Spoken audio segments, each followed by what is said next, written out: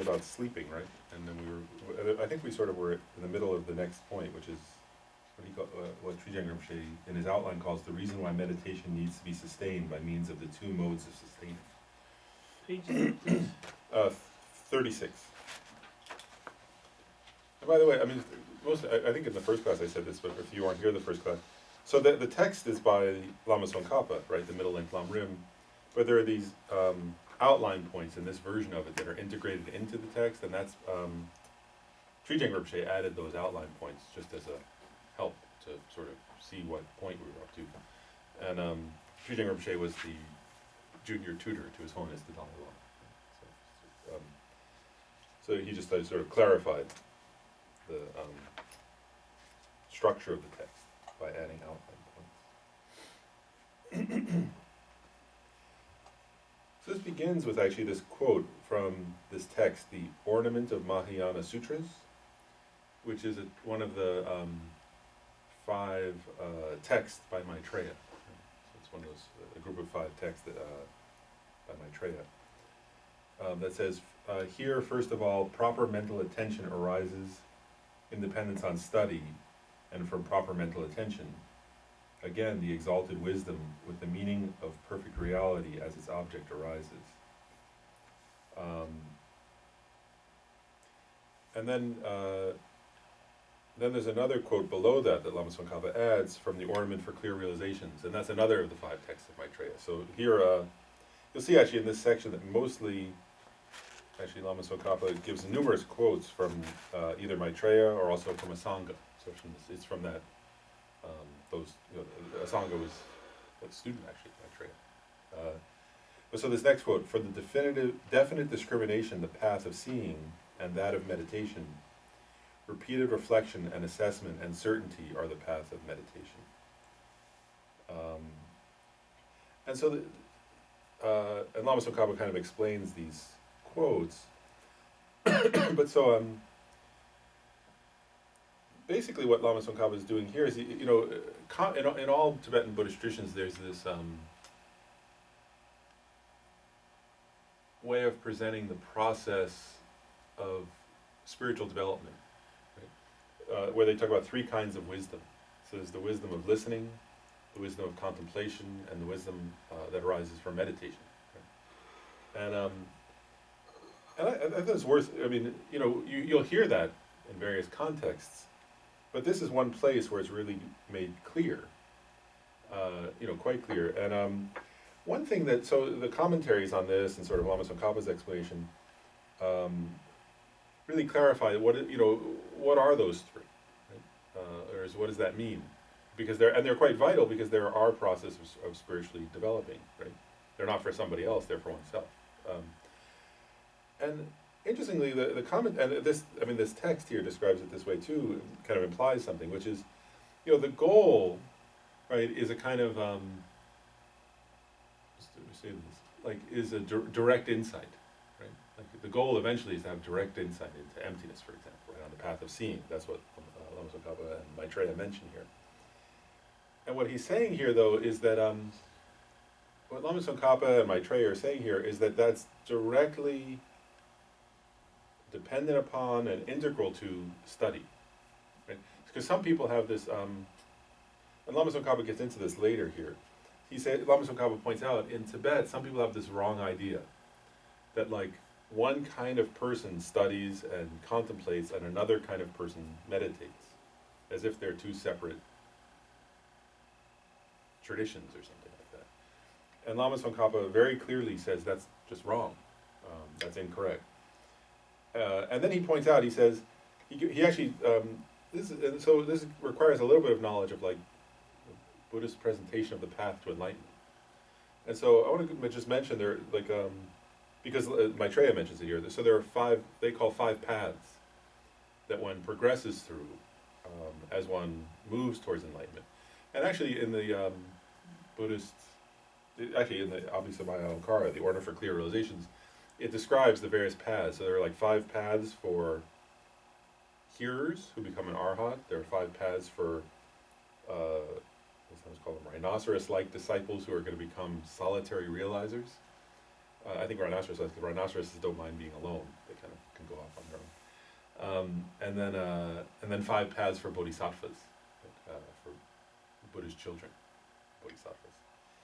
And so here we'll use the 5. They have the same names, and it's a similar process, but the difference is one of motivation, really. And then there's some differences along the path too, actually. But anyway, using the example of the bodhisattvas, right? Because this is mainly that's the main audience of this text. So one begins on the path of accumulation. Right? That's the first of the 5 paths. And these are always progressed through an order. Different people may progress at slightly different speeds through them, but the order always is the same.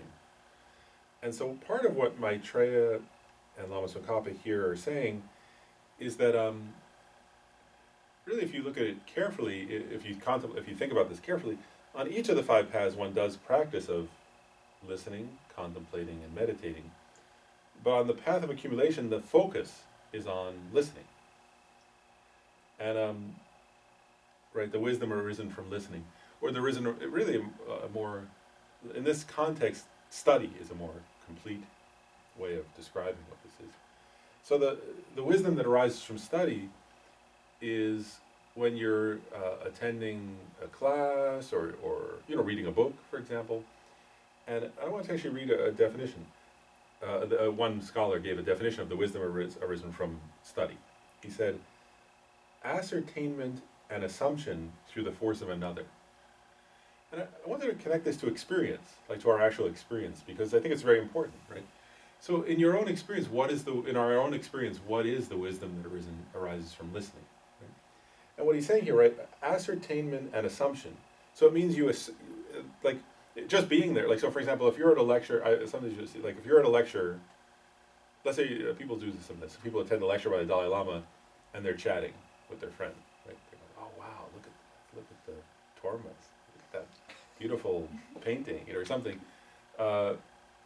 That you can't have ascertainment at that time, right? You're not listening carefully, so your mind is not going to ascertain. So the wisdom of listening doesn't just mean being present, right? Same thing. You could be at a lecture, you could be, let's say you're even, there's no better scholar than His Holiness Dalai Lama, right? But if you're at a lecture by His Holiness Dalai Lama and you're thinking, wow, I didn't see where to look for a restaurant around here, and His Holiness is teaching and you're thinking where am I going to get lunch? And I don't know, there's only 2 hours for lunch, and I want to get something really good. I'm really in the mood for this. Then you're not going to have ascertainment. That's my point, right? That's not going to arise in your mind. So the idea is, if you're listening to someone teaching, right, and you're paying attention, right, and then, so the first part is ascertainment. So it means the meaning of what they're saying arises in your mind, right? You understand it. Okay, so, I get it. He's saying this, right? Or she, I was using an example of Holiness, right? Dalai Lama. So His Dalai Lama is lecturing. And also, if you're not capable of ascertaining, right? So if His Holiness is saying, well, for example, if His Holiness is talking in Tibetan, you're not going to ascertain the meaning, right? Unless you speak Tibetan. So there has to be, this kind of listening, right? The wisdom from listening means you're paying attention, someone is explaining the Dharma, right? And the first requirement, right, for this is you ascertain what they mean, right? So you go, oh, wow, he's saying, that it's this way, it's such and such a way, whatever the topic is, karma works like this, or how to rely on the spiritual teacher, or emptiness, whichever topic, right? Bodhicitta, renunciation, whatever the topic is, you go, oh, okay. So the meaning arises in your mind. Does that make sense? But then there has to be a second quality to the wisdom arisen from listening or study. And that's this idea, assumption, right? Or sometimes they call it correct assumption in Buddhist psychology, they call it that. And that is a certain kind of a certain way of relating to that idea. So in other words, that in that moment, when you hear a certain teaching, you think, that sounds reasonable. Or you think, yeah, that sounds cool. Or, yeah, that sounds right. Something like that, right? That's assumption. Whereas you don't know it from your own experience, you don't know it from reasoning, but you're listening to somebody else and you go, sounds cool. Like her. And sometimes you might do that because you respect the teacher, right? Like if it's His Holiness Dalai Lama, you might say, wow, it's the Dalai Lama saying that. Must be true. That seems really right, So that's correct. That's assumption. You're assuming it's right. And then it says through the force of another, right? So it's whether if a person wrote, so in other words, you're reading somebody else's written words, or you're listening to what they're saying in person, or you could be listening to a video or something like that, right? But you have these two kinds of mental, so you understand the meaning and you sort of assume it sounds true to me, either because you respect them or because, sort of in general what they're saying kind of makes sense to you, or just sort of you don't object, it sounds cool, something like that, right? And that's, I want to point out something, like that's considered an actual form of wisdom, right, from a Buddhist perspective. It's not a very deep form of wisdom, and for this reason. It's arisen through the force of another, right? So when that other isn't around, if you don't do something with that, it'll fade, right? And also this, one thing in Buddhist psychology about understanding, they call it like ascertaining something through the force of assumption, right? Which is what I was calling like, oh, the Lama said that must be true, or oh, that sounds neat, right? Is that kind of mind can understand something correctly, right? In other words, if somebody says something and you say, yeah, that sounds right, that could be a correct understanding, but it's a correct understanding that's they don't say this in Buddhist philosophy, but I'll say wishy-washy. In other words, if somebody else comes along and presents a counter, some other position, then the person might say, oh no, that sounds cool. So somebody might, so somebody might say, everything is dependently arisen. Everything depends on cause and conditions. You might say, yeah, I notice that. Like when I go out in nature, everything like arises, and people come from parents, and that's in, cars come about from their parts. Yeah, it seems true, right? The person might go, yeah, that sounds cool, right? And then the person might go somewhere else, and then like somebody says, so they might go to a philosophy class, right? And then somebody might say, oh, well, there's a prime mover unmoved, right? It's Kant's idea or something. And then the person might say, oh, that sounds interesting. Yeah, I think that's right. Things don't arise from causes. They all arise from something, there's an acausal thing. And they might say, that sounds interesting, right? And so,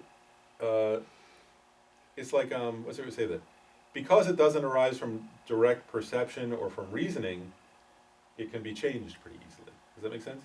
So this is a valid form of wisdom, but it's not a firm kind of movement. But that's the first step. Does that make sense? And what Lama Tsongkhapa and Maitreya here are saying is this is the process of how one progresses. Is the first step is one kind of has this ascertainment and correct assumption just through the force of another, through reading a book or through listening. And while on the path of accumulation one does all three of the kinds of wisdoms, there's an emphasis on the wisdom of listening on the path of accumulation. Okay. Does that make sense? The first of the five paths.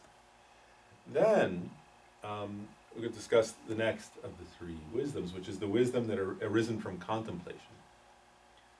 And so maybe I'll read a definition of that one too, okay, so people have a sense.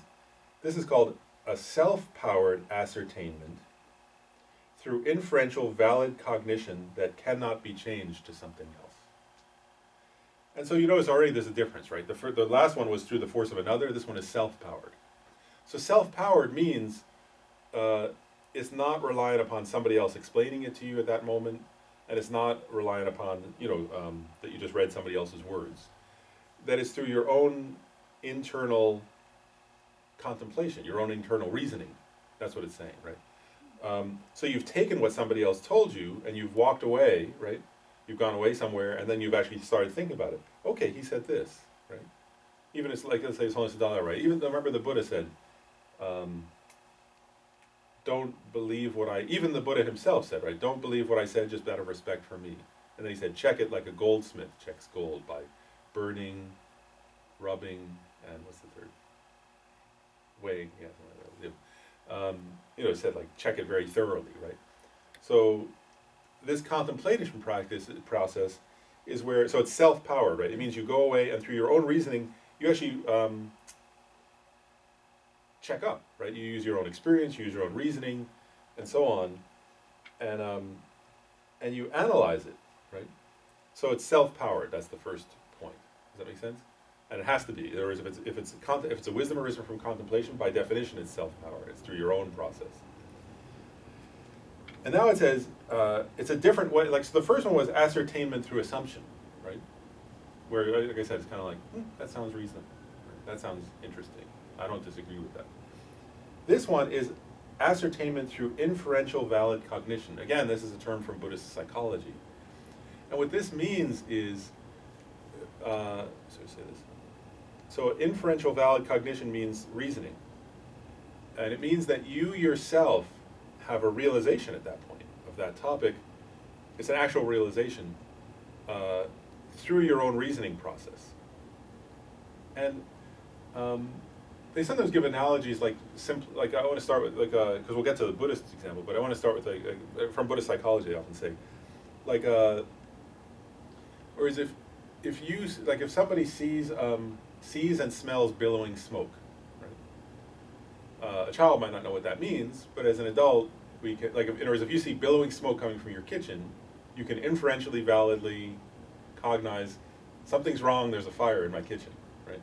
And you can be so certain that you call the fire department, right? And run out of the house, and that might save your life, right? So that's inferential valid cognition. In other words, in this instance, you didn't see the fire directly, right? But the billowing smoke filling your house, the alarm going, if your fire alarm goes off and you wake up and you run out of your room and you see you smell and see huge billowing smoke, you would be foolish to say, I don't believe there's fire unless I see it directly, so let me walk through the billowing smoke into the kitchen. That's the way you get killed, right? So, in other words, it's a valid form of knowing, right? In other words, as an adult, I know, right? If there's billowing smoke and fire alarms going off and I smell the smoke and I see the smoke, I can infer that there's a fire and I need to get out of the house and call the fire department. Does that make sense? So that's an inferential valid cognition. You didn't see it directly, but you reasonably know it came about. In the same way, anyway, you get the idea. I don't need to give more examples of that. So let's get into the Buddhist thing then, right? So in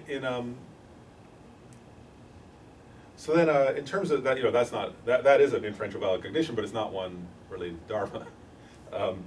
In this one, right, self-powered. So it means take the example of impermanence, right? This is an easy example of these three wisdoms, right? If you hear a Lama teaching about impermanence, right? When you hear him talking about it, or her talking about it, it's easy to kind of have correct listening, right? The wisdom origin from listening, ascertainment through assumption, right? Whereas where you go, what he's saying makes sense. Of course, everything seems impermanent. People die, and what's really right. It's not difficult to have that, right? But that's not through your own. That's just he said it. You thought, yeah, that makes sense. That's the wisdom of listening. Does that make sense? Then when you sit down and start meditating on impermanence, right, and you start contemplating how things change moment by moment, right? And you notice, wow, I have this sense though that I'm sort of not changing instant by instant. I have this feeling that I'm kind of the same person I was yesterday, right? And then you start analyzing, wow, that's how I feel, but actually, I know, right, how the organs work. I know I digested food. I know, you start contemplating actual examples of your own body, right? And if you do that enough, there comes a point where you start to say, that feeling that you have of permanence, you start to realize that's totally off from reality. Wow, I have this feeling I'm the same as I was yesterday. But the reality is totally different from that, right? And then you keep contemplating it, and maybe you first get, someday I'm going to die, right? But then you still don't want to accept that you're changing moment to moment, right? And then you keep contemplating. Then there comes a point where you have an actual experience of valid cognition, where you have a realization that you are changing instant by instant, right? And it's not just intellectual; it's a kind of intellectual and also a visceral experience, right?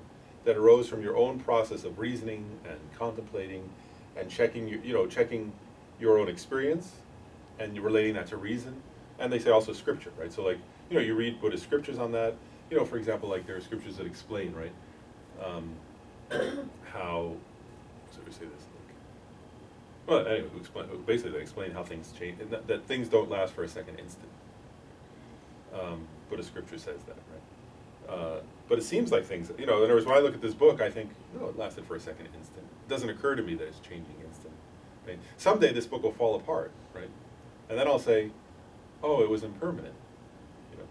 Like it changed, right? But I don't notice the process, right? Like in other words, and that's true, right? If you have a book that you like look at often, right? Like, what's it to say this? You look at it and it seems like it's not changing instant by instant, but then like 8 years later, if you look at it, it's kind of frayed, and the binding is different. You can then see visually, oh, the binding is different. Then you might say, when did that happen? As if it happened all at once, but that was happening instant by instant, and it's just our perceptual apparatus doesn't, if we were looking under a microscope, for example, if we would see continual change, right? But our eyes don't see that, and so we naively assume that things aren't changing instant by instant, and then we're sort of surprised, right?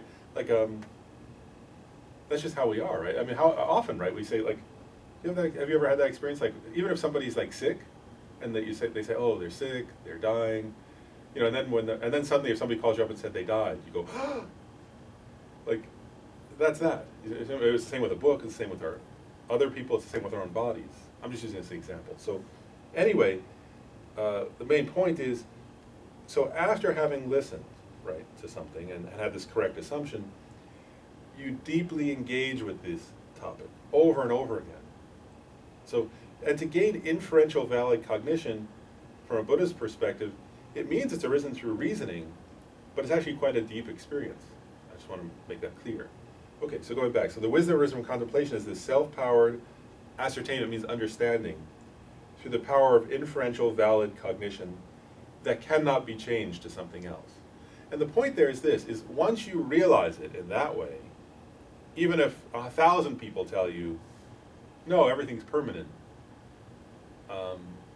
they can't convince you. Because you saw it through your own reasoning process. So okay, so that's that. And then, and now, what this teaching was saying was that, so on the path of accumulation, the first of the 5 paths, you're engaging in all 3 kinds, you're practicing all 3 kinds of wisdom, but there's a focus on the wisdom of study, or listening. Now, on the second of the 5 paths, called the path of preparation, there's all 3 are practiced, but there's a particular focus on this wisdom arisen from contemplation. So that's a focus on the second of the 5 paths.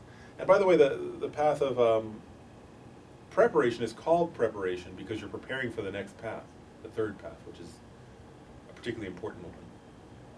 And so the 3rd path is called the path of seeing. And that's the path on which one sees or has a direct realization of emptiness for the first time. So when one achieves the path of seeing, one for the first time ever, actually, not just in this life, but the first time ever in any life, has a direct realization of emptiness, a direct perception of emptiness.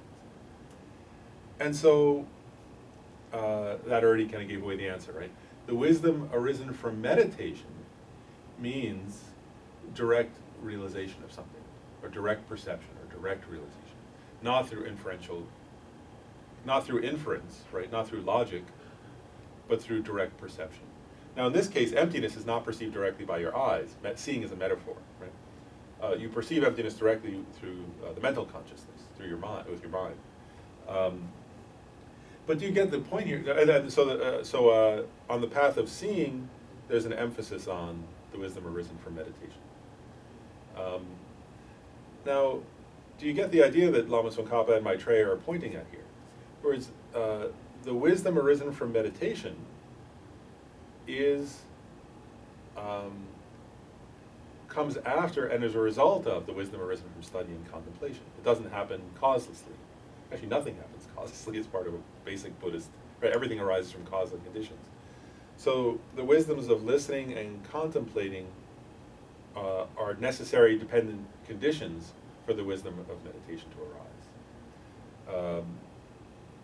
And so that's what, actually, so if you look at this quote from the Ornament for Clear Realizations, right, it says, for definite discrimination, the path of seeing, right, and that of meditation. So the 4th path, after the path of seeing, the 4th path is the path of meditation. on which somebody who's realized emptiness directly, actually if it's a bodhisattva, they then practice the perfections while continuing to meditate, realizing emptiness directly, and they progress through on the path of meditation through the bhumis, the levels of a bodhisattva, until they become a Buddha, which is the fifth path, the path of no more learning. Which just means they've realized everything at that point. So there's no more learning. In that sense, there's no more learning in the sense that if you're omniscient, part of the definition of a Buddha is somebody who's omniscient. In that sense, there's nothing else they have to learn.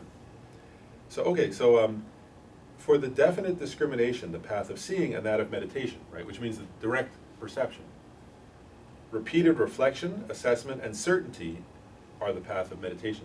What it's saying is you have to have reflected, assessed, and gained certainty, right? Certainty means through valid inferential cognition, right? Gained a certain realization through logic in order to then have a certain realization through direct perception. Okay, so does that make sense? I just want to, it's a little bit philosophical, but I want to explain this section because, you'll often hear that, right? The wisdom of listening, the wisdom, and sometimes people just think like, I don't know, I just know that if you don't hear that, sometimes people think the wisdom of listening, that's sort of, okay, so you listen. And then people think the wisdom of contemplation, they think, well, you think about it a little bit. And the wisdom of meditation means and people actually disconnect it, right? Sometimes, this is why I'm going through detail. Sometimes people think that, right?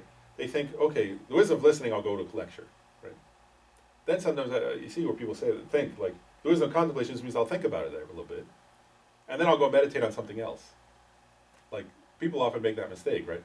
I went to a lecture and I thought about it a little bit, and now I'm going to go meditate on some other topic. And what Maitreya is saying here is that's not how, if you want to progress, that's not the process, right? The process is you listen to a teaching on a certain topic. You then don't just think about it a little bit, you think about it, as he says here, repeatedly until you gain certainty, right? Repeatedly and deeply until you gain an experiential, in your own experience, a certainty about that topic. Then you focus single-pointedly on that certainty. That's meditation, actually, right? Is where you focus single-pointedly on that certain experience, that certain valid inferential cognition, right? Which means that experience in your own self, right, of understanding the topic. And by focusing single-pointedly on that, eventually your mind is able to have a direct perception of that. Right? Which means like the same as seeing your hand, right? That kind of direct perception. Right? Same level of clarity and certainty. So does that make sense? That's why I'm going over this in detail. Is don't make that mistake of thinking, like, oh, I went to a teaching, by the Dalai Lama or Khenpo Rinpoche or Zopa Rinpoche, right, on this. But then when I go meditate, I do this other thing, right? I mean, if you want to do that, but that's fine. I mean, that's your choice, but it's not the way of progressing on the path. Is what Maitreya and Lama Tsongkhapa are explaining, right? They're explaining it very clearly here. Okay, so.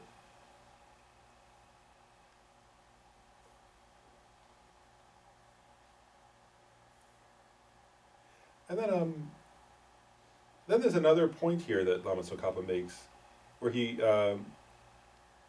quotes the Compendium of Trainings, which is a text by Shantideva, who wrote the Guide to the Bodhisattva's Way of Life. He also wrote this text.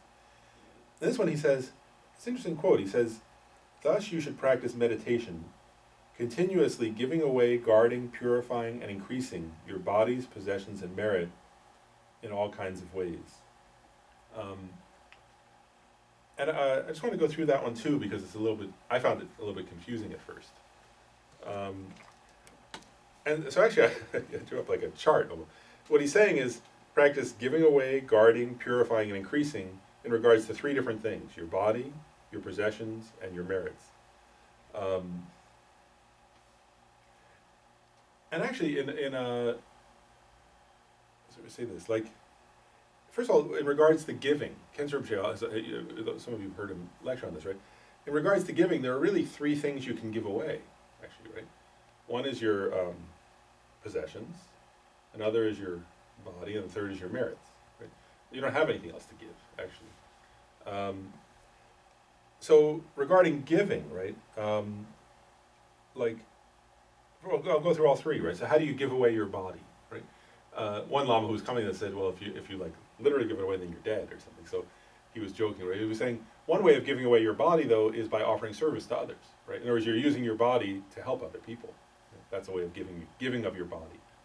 So if you're helping somebody who's sick, for example, you're using your body to help them, right? That's an offering to them. In a more extreme way, right, there are people who do this, right? There are people who give parts of their body, right? Like donate their kidney or things like that, whatever, donating organs, right? Giving away your possessions, that's obvious, right? That's one that is obvious, right? You give something to somebody. And giving away your merits is part of your dedication practice, right? Where you say, through this merit, may all beings achieve Buddhahood, right?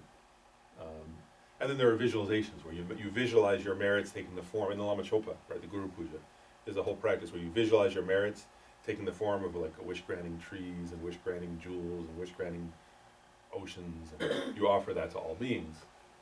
That's another one. And actually when you practice Tonglen, right, when you visualize like sort of those light rays, taking and giving meditation, you visualize light rays going out, enlightening all beings, right?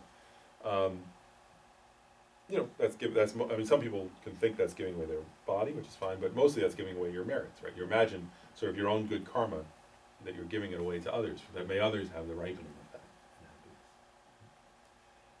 So you get what I mean? So there's a way of, like, so when he says give away, you can give with relation to those three things. And then the others too, right? You can increase actually, like, think of increase, right? So you can, when you increase your body, something that's fun, doesn't mean get fatter. Right? What it means in this context is, if you want to practice meditation, it means taking care of your health, right? Increasing your vitality so that you can practice Dharma. What's it say? Increasing your merit. We went over that last week, right? How do you increase your merit? First of all, by creating good motivation, and second, rejoicing, right? By rejoicing, your merit increases. Same thing. I'll just go over like pure. You get the idea now. To purify, right? How do you purify your body? Like you can. They say he called it outer washing, right? You clean yourself, and an inner washing means like actually there's one version of that that's in Vajrayana, but on a sort of mundane level, right? It could mean like not eating unhealthy things, right? Stuff that sort of makes your body not suitable for doing what's the word, like where you feel sluggish and not able to do what you want to do to help others and to practice Dharma and so on. To purify your possessions doesn't mean washing them. In this case, it means not gaining possessions through wrong livelihood or through tricking people through bad motives and bad methods, right? But gaining possessions through pure right livelihood. And how do you purify your merits? By when you're doing Dharma practice, don't do it with the wrong motivation, right? Whereas if you do your Dharma practice with a negative motivation, then your merits aren't pure. They're stained by wrong motives. So you get the idea there. That's what Lama Tsongkhapa is. He's describing there from that text that we should live in that kind of way. And it'll make us suitable for practicing the three kinds of wisdom if we do that. Any questions about that section? Is that pretty clear then? Do you see why that's important? I just want to make, that's why I went through it in detail, even though it could have gone very fast. I think it's an important part, because it's how we progress, that's all. Okay, so now Lama Tsongkhapa goes on, and this actually I really like, so I think we should go again in a little bit of detail. I think it's very helpful. Like, he's talking about two kinds of meditation, which we went over a little bit another time, right? That he's saying there's analytical contemplation, analytical or contemplative meditation, and then there's stabilizing meditation, right? And we just talked about that a little bit, right? And what he's saying is that on many of these topics, the Lamrim topics, right, like reliance upon, he gives examples, reliance upon the spiritual teacher, precious human rebirth, death and impermanence, actions and their effects, including karma, the faults of psychic existence, cultivating bodhicitta, and so on. He says analytical meditation is necessary, right? He says you have to analyze those topics using, as we said, using experience, reasoning, and scripture. So it's quotes, in other words, which are other people's reasoning. So you memorize. He's saying memorize some quotes about these topics, and then you use reasoning to ascertain them. And then he says, for each of them, minds of great strength and ability to subdue the mind for a long time are necessary, because of absence, their counterparts will arise, essentially. And so what he's saying is this, here. He's saying, you know, and you have to check this your own experience, but what he's saying is, you know, your natural way of viewing things is not in accordance with the Dharma. Your natural way of viewing things is, and then he gets into this next section actually, where he says, your natural way of viewing things is attachment, hatred, and ignorance. And so that's what your mind is habituated to, right? And then he goes through and he says, and this is where I think is almost humorous what he's saying here. Like, he says, for example, just as intense attachment arises when you meditate on an object. He's using meditate here ironically, I think, right? This is not meditation, right? But he's saying that when we ordinary people, right? What happens in our mind? We think of something we're attached to, and spontaneously and effortlessly, right? We're like great. I mean, if you want to use meditation, he's using meditation ironically, right? So you can say we're great yogis of attachment. When all we have to, like, you know, like, in other words, all we have to do is think of something we're attached to, and so quickly and without much effort, without no effort at all, we can think of like tons of reasons why we should do that, and we don't have to think of reasons deeply, but spontaneously we have the realization, I want that, right? But that is meditation. That's the natural meditation. And you have to recognize going, that this is not the good idea that this is what's coming up, and you have to refute it. Yeah, So exactly. That's part of it, natural meditation.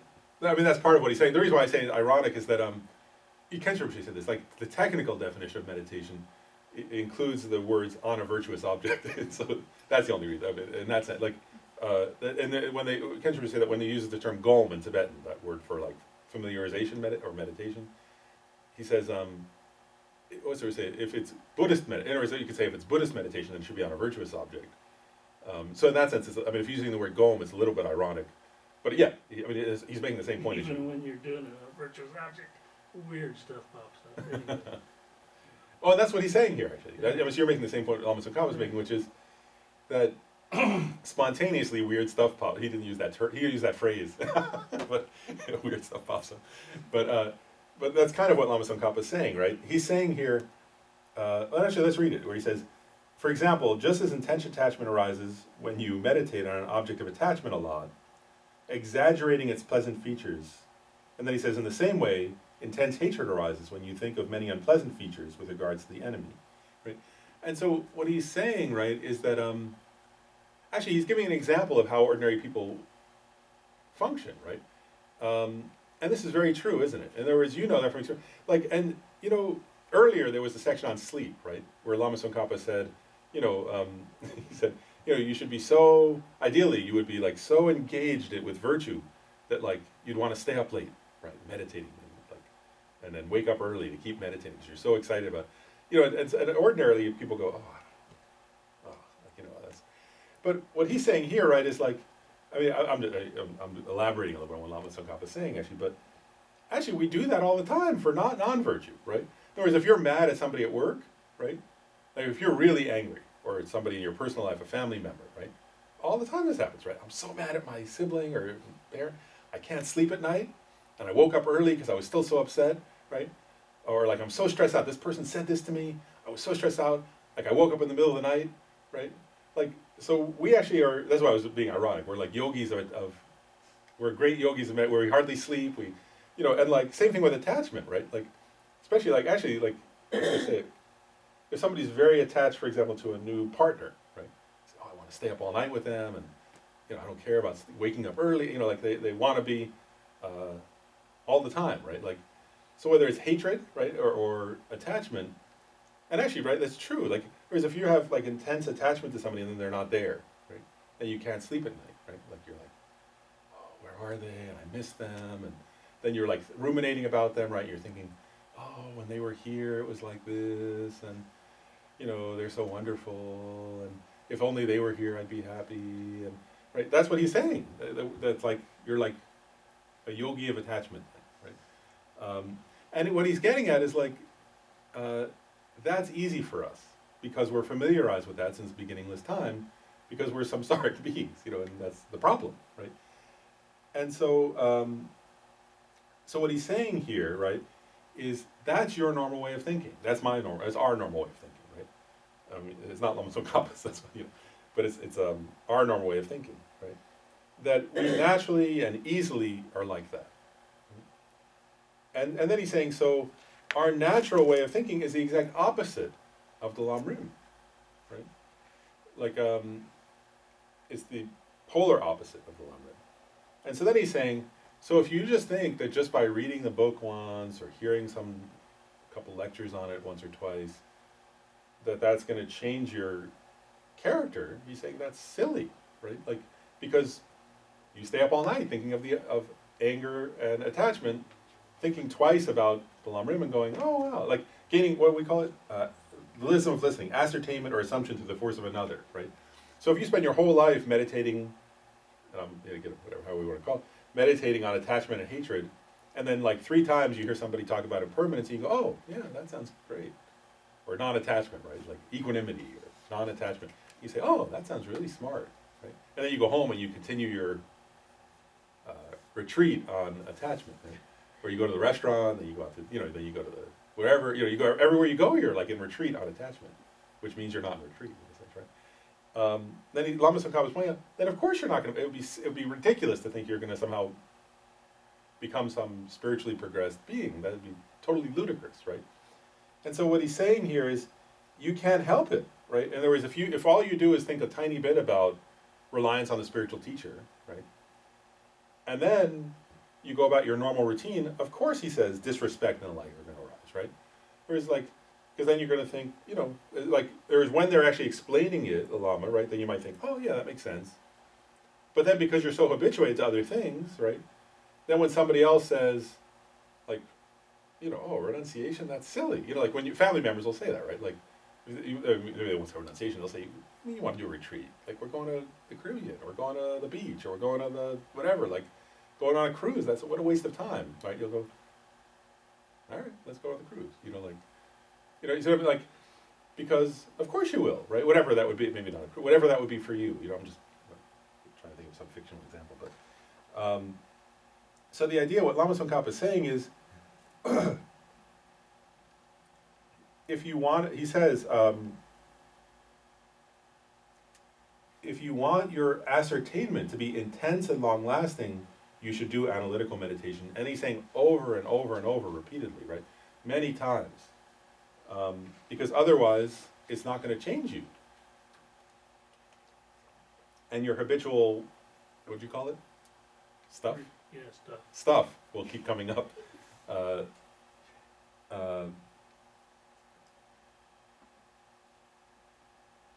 So you get the idea here. So what Lama Tsongkhapa is really saying is, you have to, over and over again, in a structured way, do these contemplative meditations to change your whole way of thinking about yourself and your relationship to other people, to other stuff, to your house, to your food, to your car, to your everything. And then he says, after that, so that's about contemplative meditation, right? Then he says, in the context of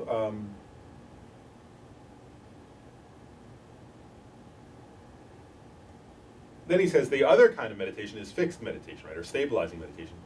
And he says, for that one, you keep your mind on one object. That's where you focus your mind on one object. And he says, and what he's saying here is, both of those are completely necessary to progress along the path. Now he gets into something which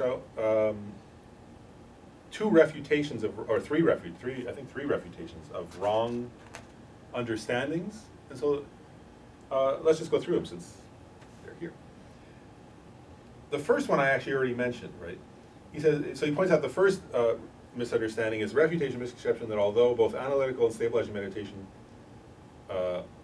there are both kinds of meditation, one single person does not practice them. That was when I was saying, that was the first one I mentioned, right? So that's where he's saying, some people think, right, that, scholars do analytical meditation, and he says they call it the translator called sadhus. It's really, in Tibetan it's kusali, but it's like, anyway, you could say, let's just say that yogis go off and just do stabilizing meditation. And then somehow they're disconnected. And what Lama Tsongkhapa is saying here is that's incorrect. Right? That's a wrong understanding. And he's saying, what he's saying here is that what he's actually pointing out is this: is if you're a scholar, right? If you're a scholarly kind of person, don't make the mistake of thinking you don't need to meditate. That's wrong. In other words, you're not going to progress along the path unless you meditate. And then he's saying, if you think, oh, I'm like a meditator, I'm a yogi, I'm like that kind of person, he's saying, don't make the mistake of thinking you don't need any study. You need to study enough to know what to meditate on. Maybe I was just pausing. I'll share that. Like actually, when I was very young, I was 22 actually. I remember going to a Lama and saying, he was like, I was graduating college, and he said, "What are you going to do next?" And I said, "I think I'll go do like a year of retreat." And he just went, he burst out laughing, like he almost like fell over and laughed. And then he said, "You don't know what to meditate on. What are you going to do? Like, you'll waste a year. What are you talking about?" Like he was like, basically, he's like, "That's ridiculous," you know. He was making this point, right? In other words, you have to have studied enough to have something to meditate on, or knowing how to meditate and what to meditate on, or else it's a waste of time, right? Not that meditation is a waste of time, it's very useful, but you have to at least study it enough. It doesn't mean you have to be like an amazing scholar, right? But you have to know enough to know how to meditate and what to meditate on and to understand the topics, or else there is nothing, or else it's not it's not meditation that will cause you to progress along the path. The second wrong view he points out is actually so it's this is another kind of wrong view, which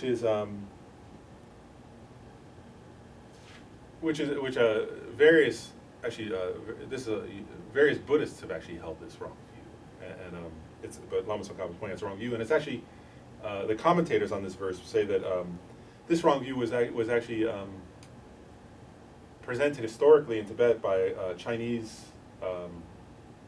monk named Hashang. When Buddhism first came to Tibet, during the time of when Padmasambhava came and Shantarakshita, late in that time period, there was a Chinese monk. So Buddhism was coming from India to Tibet, and then this monk from various Chinese monks were there, but this one monk, Hashang, presented this kind of view, and Shantarakshita's student, Kamalashila, who was a great Indian Buddhist master, refuted this view. And so Lama Tsongkhapa is picking up this strain from Kamalashila of pointing out that this is the wrong view, because even after it was refuted, and they kind of, the king of Tibet said, Kamalashila won, and Kamalashila wrote these books called The Stages of Meditation, that His Holiness Lama often gives teachings on. And that actually, Stages of Meditation is one of the bases for this text. But anyway, so this wrong view is saying, so remember there's a wrong view, okay? This wrong view is saying this, basically says, in emptiness, one has no conceptual, in the direct perception of emptiness, right, on the path of seeing, right? One is having a direct perception of emptiness, and there are no appearances of any conceptual thoughts. It's a totally non-conceptual experience. Right? Now that's true up to that point. Now comes the wrong view part. They say, so the way to get there is just stop having conceptions. Just let go of all conceptual thoughts. Just start letting go of them now, and that's the way to progress. And it's saying, and so this view would say, if somebody says, well, you have to cultivate an understanding of karma, this view would say, but that's conceptual. Let it go. You have to understand like the qualities of a guru. They would say that's conceptual. Let it go. They say I want to understand bodhicitta, right? The wish to benefit others. That's conceptual, right? So this wrong view is saying the way to get to the Arya's view of the direct perception of emptiness is just let go of all thoughts. When commenting on this wrong view, Bob Thurman sort of jokes sometimes. He says he points out that people in the West sometimes have this view actually. Western meditators, and he says like as if like meditation is just going, like that, or something, just sort of like blanking out your mind. If only it were that easy. Yeah, it doesn't. But that's also not the, I mean, one is we have a lot of conceptual thoughts, that's true, especially, well, everybody does. But also that, what he's saying is, even if you could somehow, like somebody gained, what's this, like, even if you could, like, empty out your mind, that's not emptiness. That's not the view of it. Emptying out your mind is not the view of emptiness. And so this is saying, don't make the mistake of thinking that study and contemplation are useless because all I have to do is empty out my mind. That would be a misconception. Does that make sense? That's another misconception.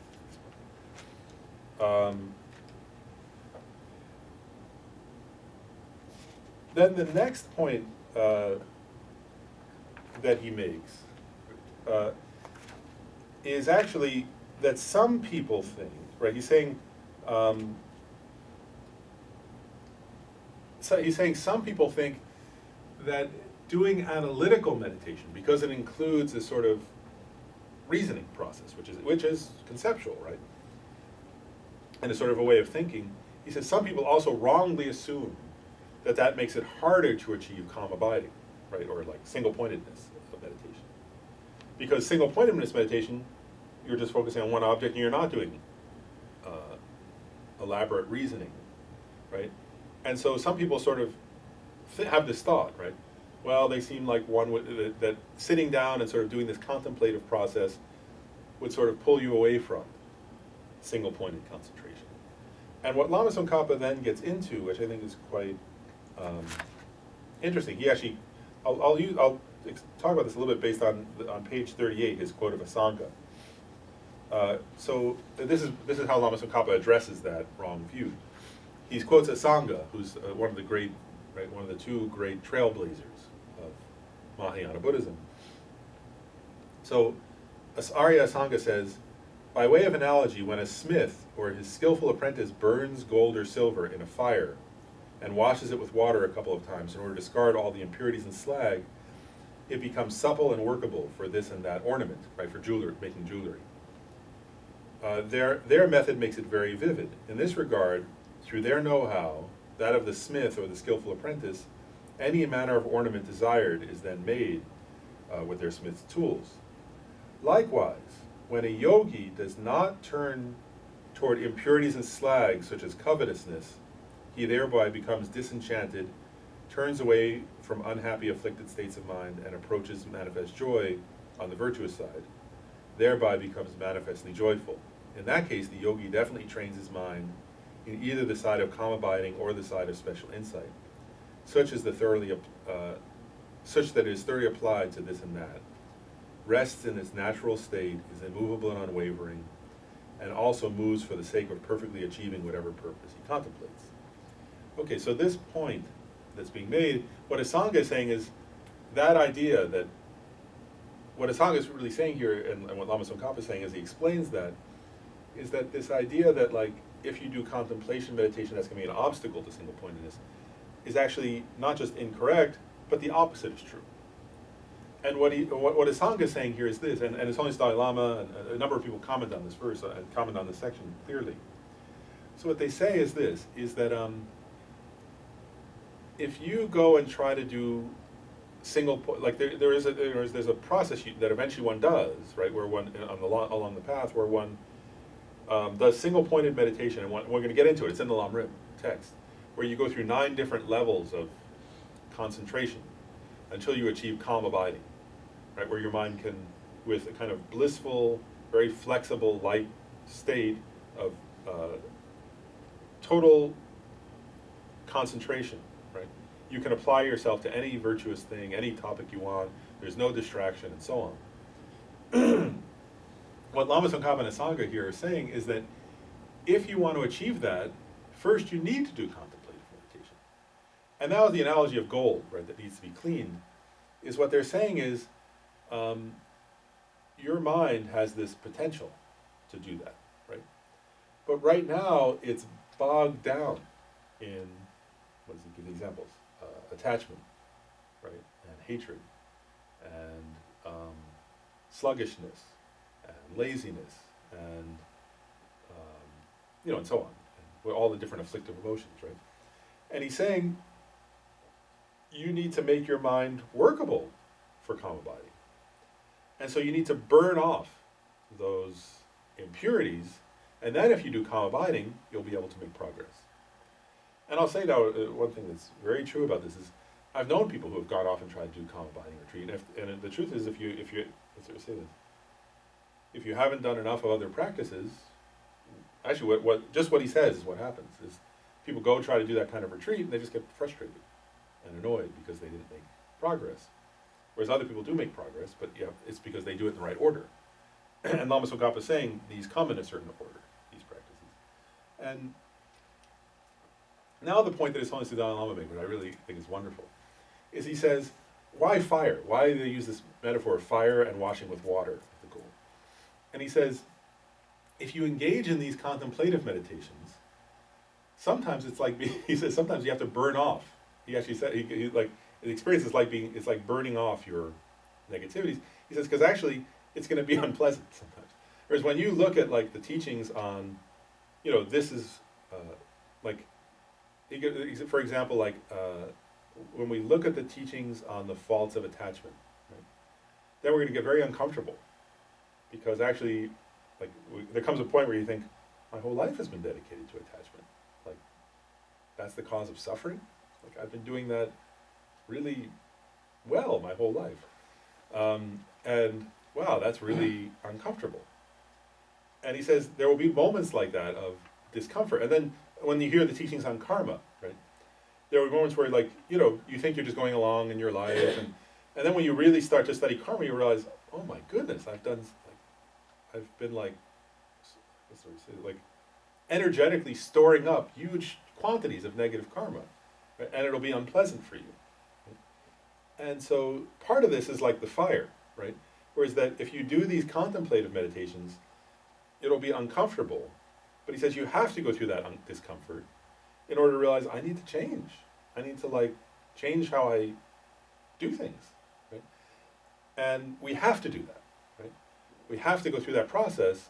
Otherwise, if we go off and just try to focus single-pointedly, we'll end up doing what we described earlier, right? It's focusing single-pointedly on our afflictive emotions. Right? So we have to go through the fiery part of that, the sort of unpleasant part of contemplation. And then also the water, right? Which is like the soothing, positive parts. For example, when we start to take refuge, when you contemplate refuge, right? And then you start to feel a sense of safety and peace and enthusiasm for the goal, right? You could say that's like the water part, right?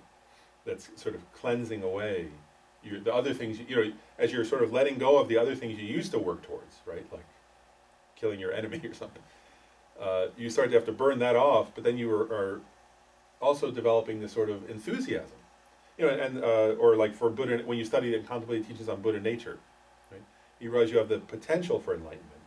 Again, you get some enthusiasm. And then actually the commentators on this verse then point out, even when we'll get to this later in the Lamrim, but when you look at the actual teachings on how to develop calm abiding, you need those things in order to progress, because what will happen when you try to get calm abiding is there will come points where, for example, you have you're trying to focus your mind, but you feel discouraged and you want to give up. And if you haven't done contemplative meditation, then you will give up. But if you have done contemplative meditation, then you'll know, oh, okay, I'm feeling sluggish and lack of motivation. I need to contemplate Buddha nature, that I have that. I need to contemplate the qualities of the three jewels, which are my goal, right? I need to contemplate the sufferings of others and my bodhicitta motivation. And in that way, gradually, you'll develop great enthusiasm. And then it'll be possible and then easier to develop calm abiding. Whereas if you don't have those tools, you won't succeed in developing actual fully qualified calm abiding. So he actually points out that we need those contemplations, first of all, to kind of make our mind pliable and workable so we can turn it into something beautiful, right? The metaphor of jewelry. And then also, even when we're practicing calm abiding, we need those contemplations because they're, same thing. If you're trying to develop calm abiding and some kind of suddenly some feelings of hatred or craving develop, right? If you don't have the tools of these contemplative meditations, you just ruminate about them, right? So you need tools of how to get rid of them. So he's saying we need those contemplative meditations, and not only are they not obstacles to calm abiding, they're actually necessary preconditions to calm abiding, and that's what Asanga is saying with this metaphor of the burning, burning and washing the gold or silver before you make jewelry out of it. Okay, so does that all make sense? Any questions about? Because that ends that whole section. So let's pause. Any comments or questions about that section before we go on to? Quick question. You mentioned the paths earlier. What was the fourth path? So the fourth path is the path of meditation. Yeah, so it's the path of there are some translations, but the ones the most commonly used translations are accumulation, then preparation, then seeing, then meditation, and then no more learning. Yeah, the path of meditation in this context, what that means is it's someone who's already seen emptiness directly, who's an Arya. Arya means someone who's seen emptiness directly, and so it's their process of both of familiarizing with that direct perception in meditation, and doing the other practices. For bodhisattvas, they're practicing the perfections also. Is there a normal Galupa practice on when they incorporate Yandro into the Lamrim before, after, during? Yandro, I'm not familiar with the term. Yandro? Oh, Nundro. No, I'm saying it wrong. Oh, okay. Sorry. I just missed. I misheard I you. just say it like it looks. Yeah, Nundro, like the preliminary, the prostrations and mandala offerings, and so do people know what those are? Like, there's a tradition in all Tibetan Buddhist, I guess in all Tibetan Buddhist schools, really. There's this tradition, and there are different they're all mostly similar, but actually even within different schools there are different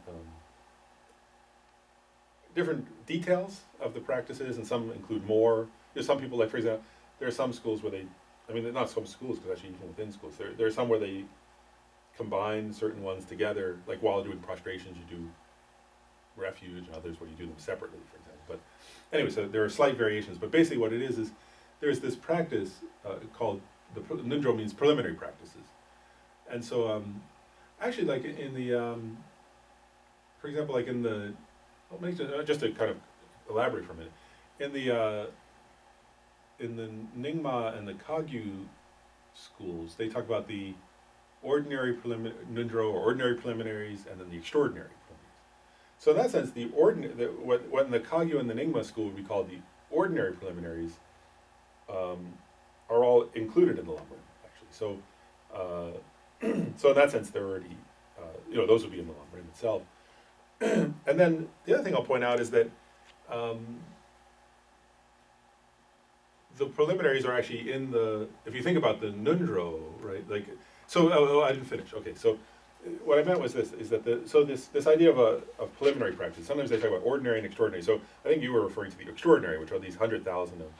So there's this tradition of doing 100,000 of different practices. In some traditions, it's 100,000 prostrations, 100,000 mandala offerings, 100,000 vajrasattva mantra recitations, and 100,000 guru yoga recitations, or guru yoga recitations, you call it. Then there are some schools where they add in 100,000 recitations of taking refuge, or practice, where you contemplate refuge 100,000. Then sometimes, some Gelugpa practitioners just do those. Then there are other Gelugpa, in the Gelugpa school, they actually sometimes add more, where there could be 9.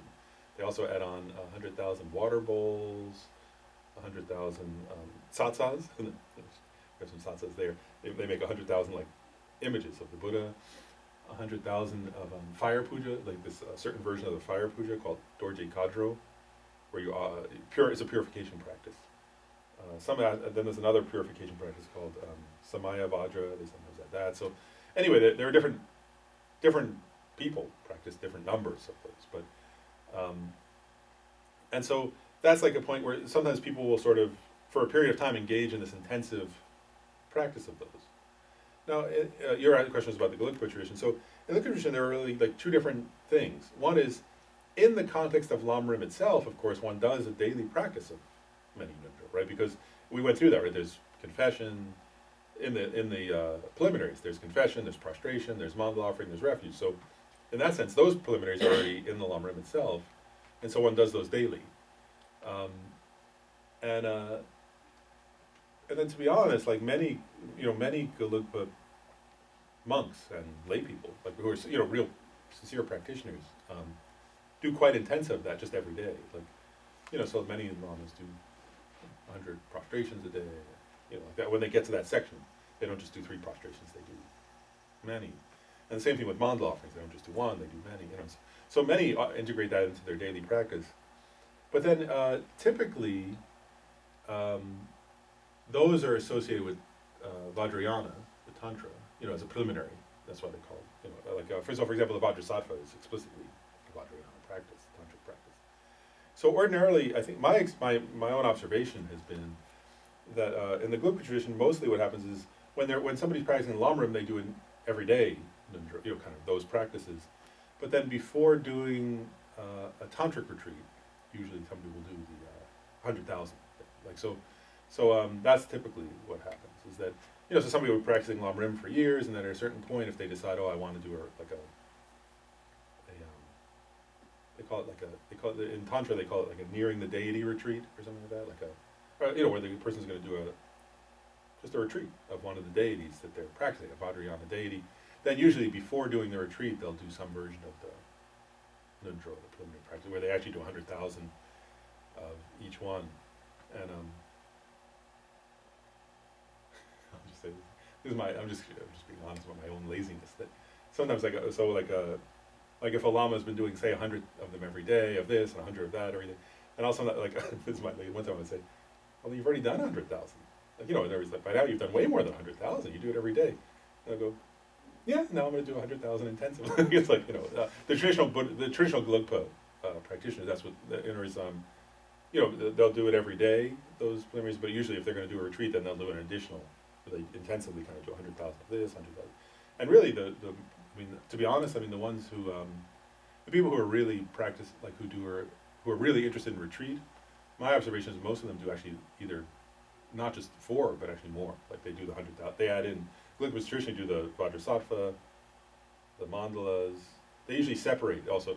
Like some traditions, they do the refuge while doing the prostrations. Most Gelugpa traditions will do refuge as a separate one, and then when they do the 100,000 prostrations, they do it in conjunction with recitation of the 35 Buddhas of confession. That's a typical way of doing that. And so, and then the Guru Yoga, they'll often do separate ones sometimes. Sometimes they'll do one to Lama Tsongkhapa, and then another with their Guru's name mantra. And then mostly they'll do other ones too, like the water bowls, and the 100,000 of that, 100,000 fire pujas, 100,000. Then you'll do the 100,000 also the other. So after Vajrasattva, there are different purification practices. So they'll do usually 100,000 of the fire puja, 100,000 of the Samaya Vajra. So most Gelugpa traditions, before they do a tantric retreat, they'll do all those, or either 4 or 6 or 9, something like that, different numbers. That's typical. That's what my observation. It's just knowing people I've known anyway. That's what they do. Does that answer? Sure. And last thing I'll say that I noticed is that also, and then when they finish, It sounds like it's all monks because people working for a living won't be able to do that. Oh, I think no. I've known lots of lay people who do it. And usually you can do it either if you're working, you can do those those are easy to do while working. And there's in the sense that you can do if you want to do them in retreat, you can do them in retreat. But if you want to just do them, there's many. I've known many lay people who will decide okay, I want to do these preliminary practices, and they get interested in that, and they do it while working. They just say I'm going to do, I'll do whatever. On the weekend I'll do 200 or 300 prostrations a day, and on the weekdays I'll do 50 or 100 a day depending on my work schedule, and they just do that every day until they finish 100,000, and they say now the Vajrasattva I'll do 2 sessions a day, 1 in the morning, 1 at night. Well, yeah, that just, sounds more like what most normal non-lay, non-monastics do. Yeah. Yeah, and I know many people, and they just do the 100,000. They finish. They Right. go through all of them. Yeah, no, I actually know. I mean, I'm just thinking I know many lay people Oh, I who've done have. it, and you've done it, yeah. And I know some who are doing them now, and yeah, so it's good. It's interesting. Yeah, so I think that's typical. I mean, yeah, I think it's pretty typical that people do it at a certain point. Yeah, other questions, comments? Move on. So the next comes. So the next section is called. I think it's interesting. It's basically called. Well, I'll just read it. The stages of training the mind once you have relied on a spiritual teacher, right? So the reliance on the spiritual teacher is in some ways the most important topic. It's also sort of the beginning topic, right? So, and then it's saying once you've made progress with that, how do you begin to train your mind in stages of the path, right, to enlightenment? And so then it's saying the very first topic is the preciousness of human rebirth, right? Your precious. So this is like contemplating the preciousness of your current life. That makes sense. How incredibly precious it is. And so again, I'll just before as a preliminary, right? Because we just covered this topic, like, does it feel that way to you, right? Like this is what we're getting at. Does it feel when you wake up in the morning, or when you like every day, like, do you feel, wow, like, this is the most precious thing, like I'm alive. It's amazing. Like, there's nothing better in the universe than this form. I'm so lucky. I have so much gratitude. I have so much like feeling so fortunate. This is like the best, just like, what's the word? More precious than billions of dollars, more precious than diamonds. Like this is so, I feel so fortunate, and I don't want to waste this and a moment of this like most amazing thing. Right? Because again, like if you don't like, do you feel that way every day, right? And what this is pointing out, going back to the contemplative meditation, if you don't, well, there's lots to contemplate. So you can get familiarized with that, because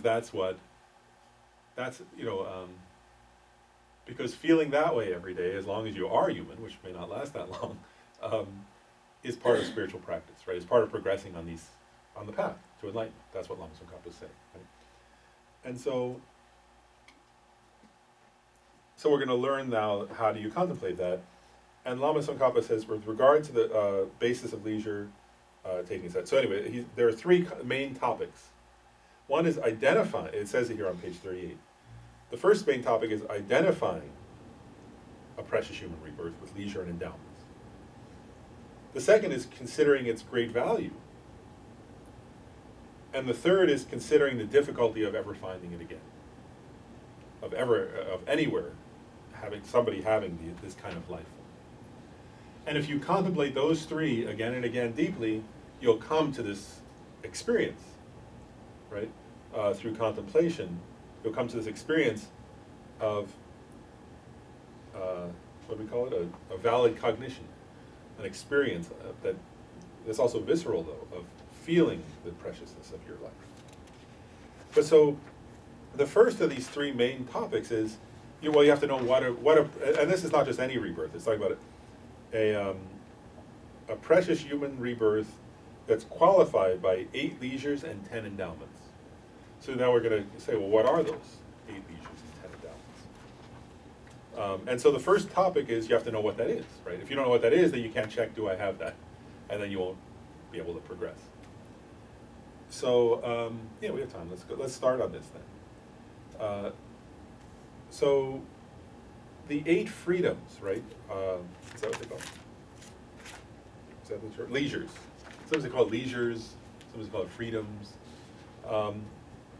But so it's I'm going to use the word freedom for now because it's being free of 8 different unfavorable states for spiritual practice.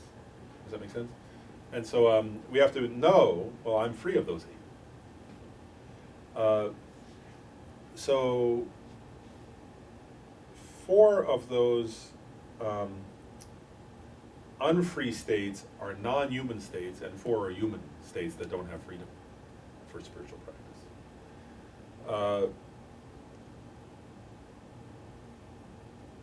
So, okay, we'll just go through it in the order Lama Tsongkhapa presents it in, right? So he presents it here, the first four states he presents are human ones, where you're not free. And then the second four he presents are non-human ones, where you're not free for spiritual practice. So the first of the four unfree states is you don't live in a rough borderland where the four types of followers of the Buddha do not roam. What that really means is a place, you could say a place where the Buddhist teachings have not spread. Right? In other words, you can't practice Buddha Dharma if you're in a place where the Buddha Dharma hasn't spread to. Here he's talking about the four types of followers. That's actually referring to monks and nuns, and then lay men and lay women. And they say, usually the commentaries say at the minimum there should, you want the place, for a place to not be a borderland or a rough place, there should be some fully ordained monks up there. And so, anyway, but really the idea fundamentally, if you look at this point, is are you in a place, right, where the Buddha Dharma has spread? And you can practice it, right? You can practice because it's there. Right? And I just want to make a comment on that. Like, if you contemplate this one, that makes sense, or that's what the definition of that is, right? But now if you actually contemplate this point just a little bit, if we start to analyze what does this mean, right? Just so we get clear on it, right? If you're actually, when you start to meditate on this, you would be contemplating, like, okay, so first of all, we're going to get to in a few minutes that most sentient beings are not human. Right? But then among humans, actually, there are tons of places, even on this earth, right, where although the Buddha came to this planet and taught, there are tons of places on this planet where Buddhism isn't available. There are actually many places on this planet where I've had friends actually told me, like, there were places on this planet where if you said, if you lived there and you said, I'm practicing Buddhism, you could legally be killed. Right? Like, I had a friend who told me that. She went home to her country and she had to hide it. She said, if I went home to my country and I said, I'm practicing Buddhism, I would be, and it would be legal. Like, they could kill me. Like, that was her experience, which she told me. So there are many, and there are places like where just nobody's ever, like, there are many places, actually there are many places where nobody's ever even heard the word, right? Buddhism. And where it's, where it'd be dangerous to practice it, or where it's just not possible. Make sense? And where certainly there are no monks and nuns. Explain. Not many here. What's that? There's not many here. Not many monks and nuns here. In the city of 5 million, we've got this. It's still a rough road here too. Yeah, that's right. Sometimes I think though, at least here, if you look at the, if you go to like the, what's it called? If you go to some of those interfaith Buddhist, not interfaith, but like the, what's it called? IBC meetings, International Buddhist Committee of Washington. They have these meetings every now and then.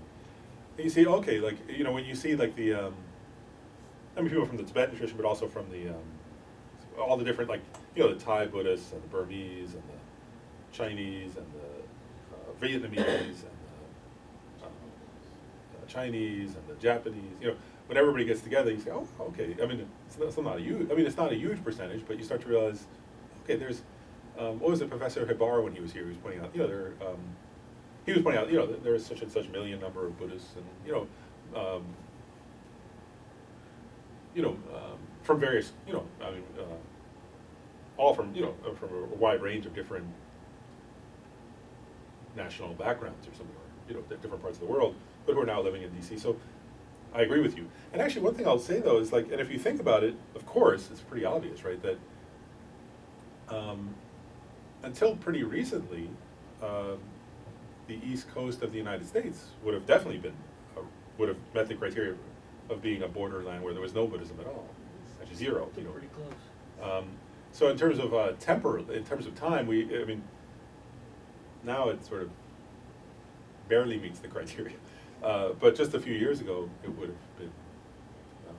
Yeah, if it wasn't for the Asian communities, they'd have a tough time.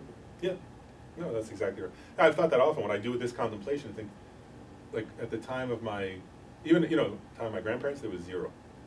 Actually, at the time my parents were growing up, there was almost zero. You know, I don't know, you could sort of, it was maybe like, if you looked really, really hard, maybe you would find one Zen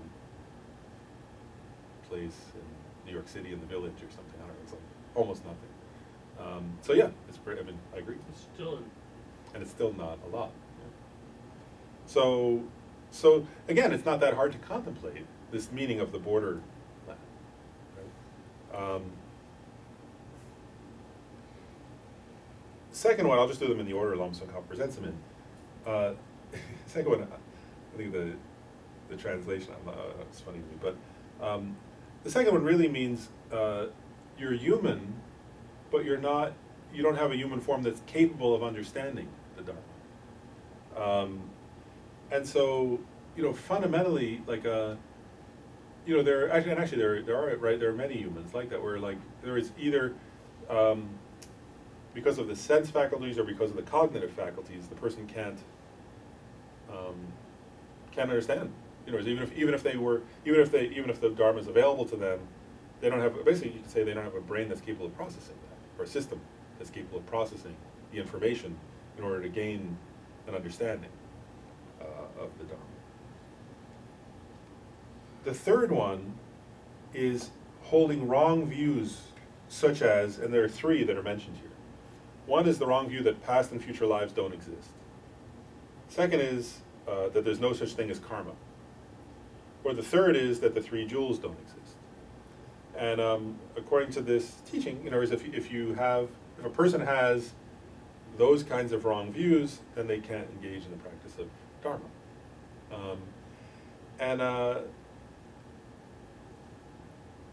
Again, if you contemplate this one, right, it's a little disturbing actually. If you start to contemplate this, going along with what you were saying, Paul, if you contemplate this one, you realize, well, I mean, if you go through just those, if you go through those first three, you start to feel who's left. Like, it's a pretty small percentage of humans who are left, who are eligible, you know, who would be interested in and capable of practicing, who have access to the Dharma, who have the sort of sensory and cognitive faculties to practice Dharma, and then who don't have these kinds of wrong views. It's a very small number, right? And that's part of the reality of this, right? And then the fourth point is no Buddha has appeared in the world, essentially, right? So the fourth one is different than the first. The first is the Buddha has come to the world, like now, but you're in a country or a place or a region where the teachings haven't spread. The fourth one is you're on a planet, right? You're human and you're on a certain planet, but Buddha there's no Dharma on that planet. And according to Buddhism, most of the time there is no, on most human planets that are sort of not pure lands, that are ordinary planets, Buddhas aren't, like, and actually the Buddha himself said, on this planet, his teachings will die out. You know, he predicted that. He said they'll only last for, he had give different predictions, maybe 5,000 years. So then there'll only be remnants. You know, I sometimes think that, you know, like, it's confusing. Go ahead.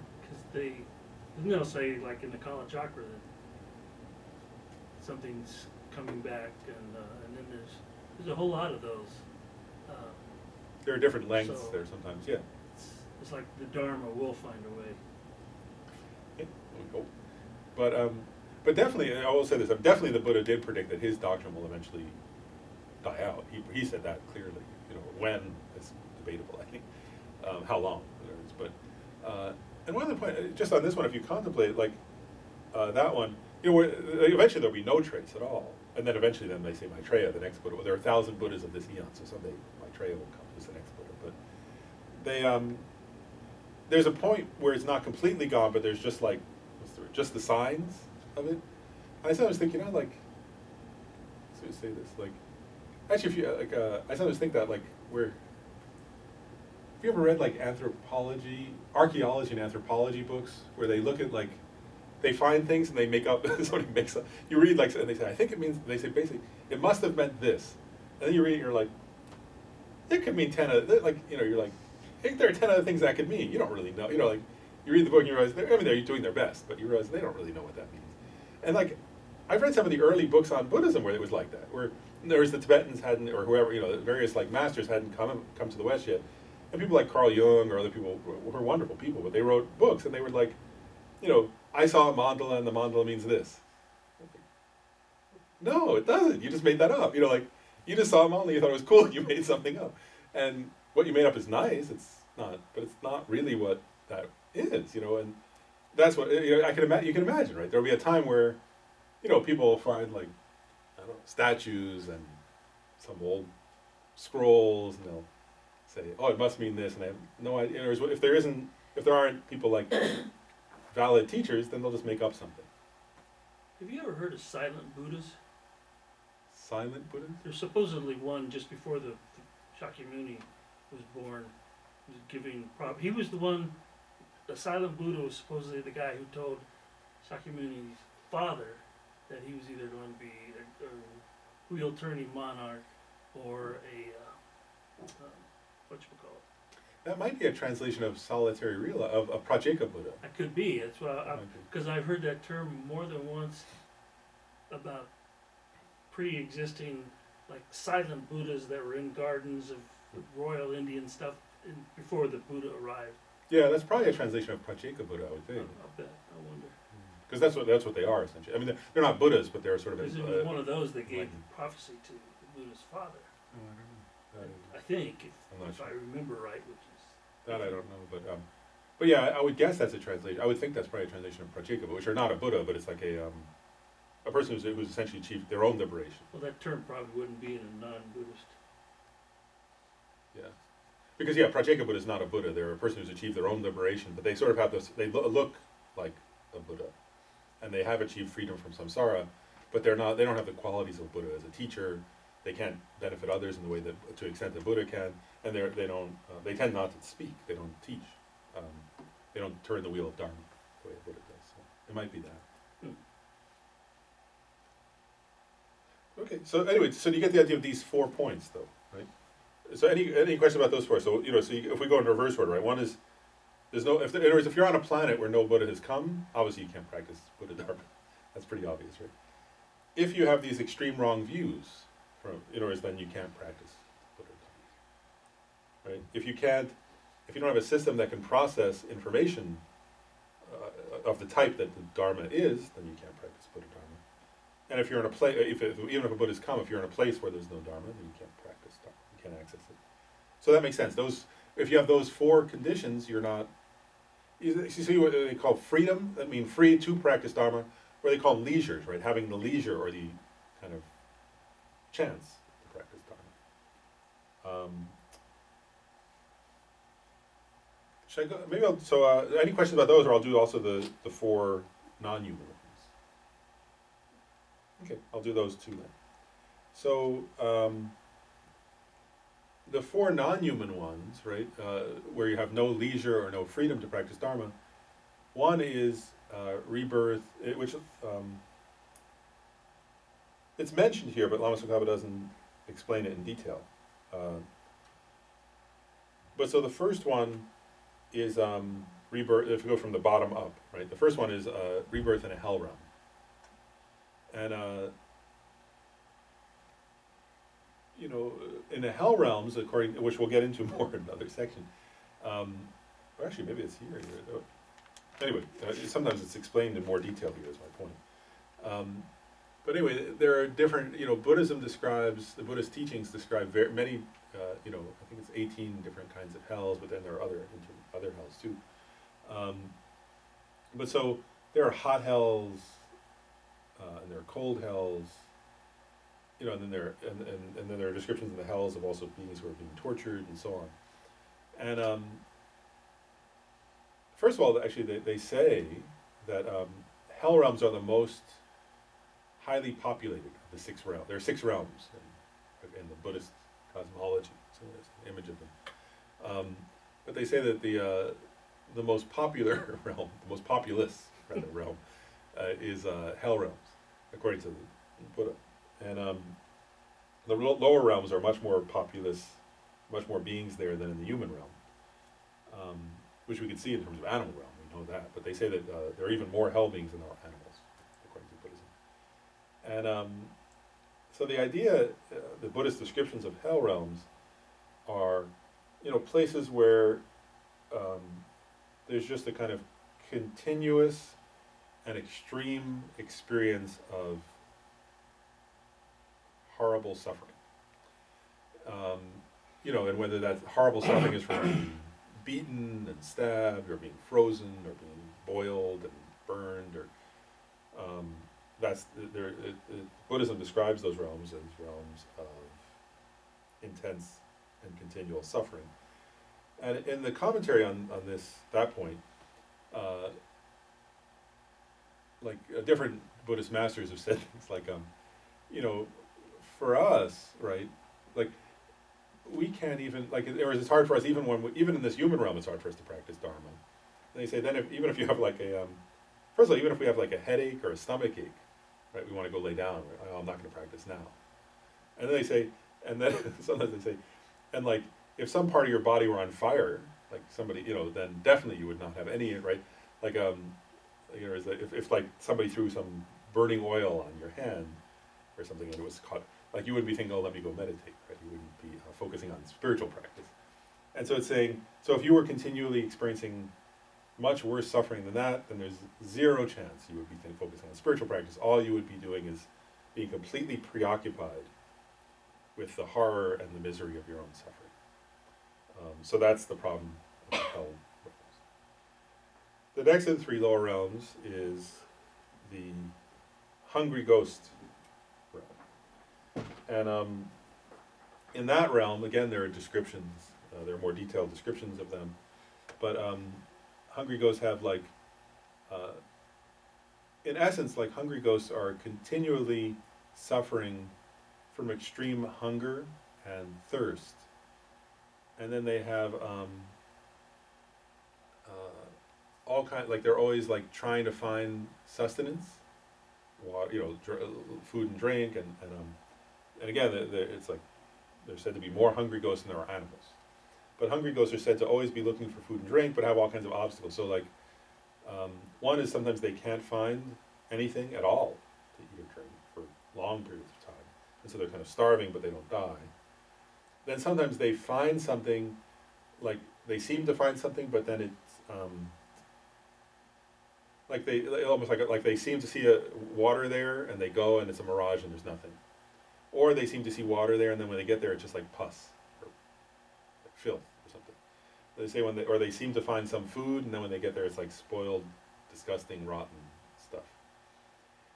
So they can't, nothing. It's not edible, right? And they say then they have a third kind of problem, which is sometimes they finally find a little bit of food, but then they have a tiny mouth and it won't fit, or they have like knot in their throat and it won't go down, or something of that sort. And so they can't take it in, and so therefore they suffer. They just suffer and suffer. And then again, like in the commentaries on this, it says, with us, like as I take a drink, with us, even if we're like a little bit hungry or thirsty, then we don't, like, we just focus on that. And we don't even want to practice spiritual path, right? We just think, no, forget about that. I have to eat something or whatever. And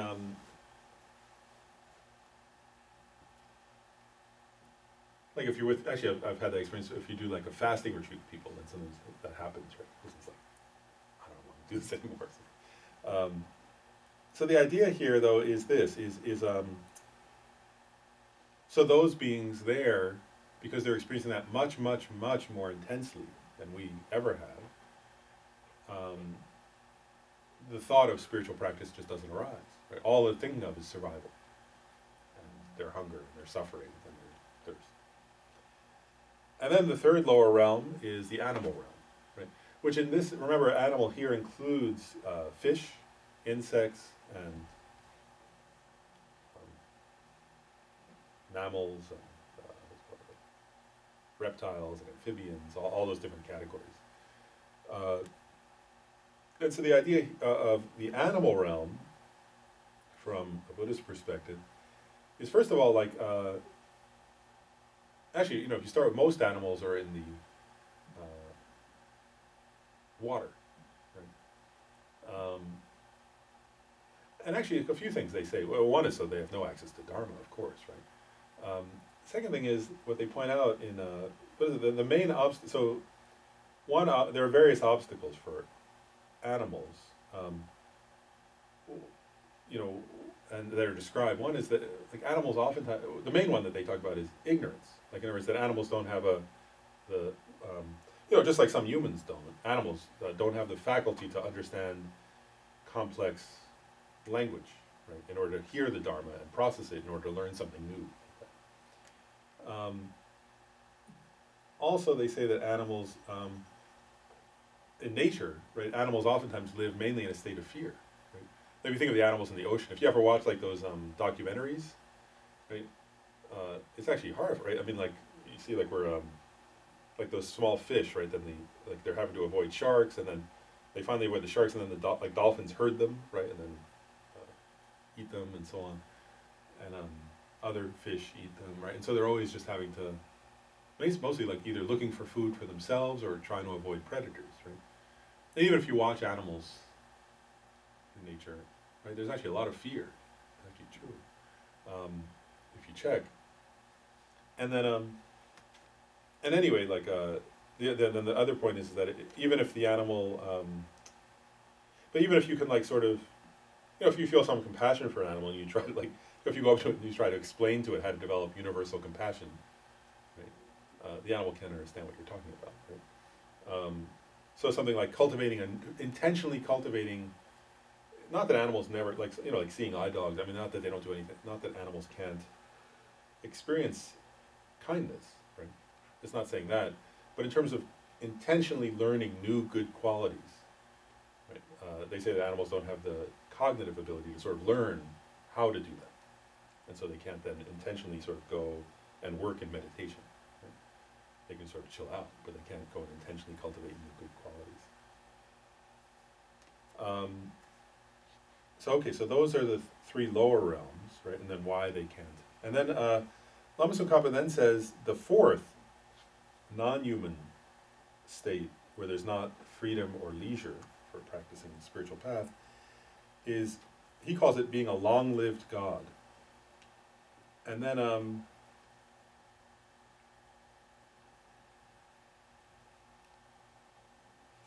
then he describes various like in Buddhist. This is again. Remember, I said there are 6 realms. Actually, I should say that. Okay, so 6 realms. So there are 3 lower realms: hell, which I just said, hells, hungry ghosts, and animals. Then there are 3 higher realms, which are human, demigods, or anti-gods, or whatever, like jealous gods. They call it different things. And then God realms. And so here he's particularly talking about long-lived God realm beings, and he differentiates various kinds of God realms. And so. Basically, there are some. Again, I don't know how much detail to go into. This is like part of Buddhist description of realms. I don't know. I mean, should I give a brief or detailed? I don't know. Like brief description. I'll just give a brief description of this. So, one kind of God realm is desire realm gods. So in Buddhism, that's just like there are these beings who take rebirth. You know, they have bodies, right, and but they're like in places of great pleasure, right, and so they're too caught up in their own pleasure to practice the spiritual path. That's basically the problem. And the analogy here would be, you know, how, like, even if you, who are human, right, so you have much more opportunity than gods, if you were at a party, like with loud music, like, you know, a really like wild party, how would you do in your meditation practice? And then they're saying these God realm beings are vastly more distracted than that by various kinds of sensory pleasure. And so they don't, and there's a traditional story, there are many stories, like, there was one traditional story that Shariputra had like a student, a layperson, who was a very virtuous person who showed great respect to Shariputra. Like whenever he would see Shariputra, who was one of the direct disciples of the Buddha, he would like make prostrations and make offerings and was like very devoted. And it said that that person, because of all the virtue, he was a very virtuous person. And so when he died, he took rebirth in one of these desire realm god, as a desire realm god. And they said that Shariputra went to see him, and he was like, I don't know, like drinking nectar and, you know, eating, and was surrounded by like beautiful other gods and goddesses. And they said when Shariputra came, or before he would like make offerings and prostrate, all he could he was so distracted, all he could do was he raised his pinky, like that, as he continued to, and it's just, I mean, it's apparently it's a true story from a Buddhist point of view, but the point being, it's that distracting, right? It's so distracting that there's not opportunity to practice virtue. The other kinds of God realms which are getting into here, they call formless ones, discriminationless ones, is there are other kind of God realms that are not like that, not pleasure realms, but that one achieves through the force of, if in the human realm, somebody cultivates a powerful concentration. So they develop what I was talking about earlier. They're not practicing Dharma, Buddhism, correctly. Or they may be either not Buddhist or they practice Buddhism incorrectly. But instead of meditating on bodhicitta, for example, or renunciation or emptiness, they cultivate these meditative states where one is meditating on topics like, so it's like you develop, in this idea, it would be this, you developed completely single-pointed concentration, right, as a human being. And then you use that to meditate on a topic like nothingness, which is not emptiness, just it would be like actually what the mistake we were talking about earlier, right? Somebody has this deep concentration and they say, I'm just going to meditate on nothingness. Or I'm going to meditate on infinite space, which is, that's like, they decide that's what they want to meditate on. I'm giving an example, right? And then that being, when they die, because of the karma of that, they take rebirth, not with a body that's experiencing some kind of pleasure, but as a kind of subtle awareness that's just experiencing whatever they meditate on, infinite space, or nothingness, or something else. There are different ones, but anyway, the idea is that being then doesn't have, it's said, when that being takes that kind of rebirth, they think, oh, I've taken this kind of, I'm now infinite space. And then they have no gross conceptual thoughts. They just experience infinite, let's say nothingness, right? So they think, oh, nothingness. And then they don't think about anything. Until the karma for that runs out, and then they think, I'm dying. And then they get totally freaked out because they see that they're about to go to back to suffering, lower realms. After this, they thought they were sort of liberated. And then they completely freak out and get horrified and terrified because they think they were liberated and now they're going back to suffering. And so, in between, they're just completely single-pointedly focused on this non-conceptual or no gross conceptions state, like nothingness. So that being can't study or practice Dharma because they're just focused on whatever they're focused on. So they have no opportunity at all to practice new virtue. And that's, by the way, why, like it said, that's why they tend to take rebirth in the lower realms, is that they created some kind of meditative karma to take rebirth in that place, but then they're not creating any new good karma, so they're just using up their good karma, and when that runs out, they fall down. So those beings have no freedom to practice Dharma. So that's the 8. So you get the idea. So there are 4 human states where you're not free to practice Dharma, and there are 4 non-human states where you're not free to practice Dharma. Okay. So we said there are 18 qualities of a perfect human rebirth. So those are the first 8, which are the either leisures or freedoms. Now there are 10 more, which are called endowments. Again, I'll just pause. Any questions before we go on?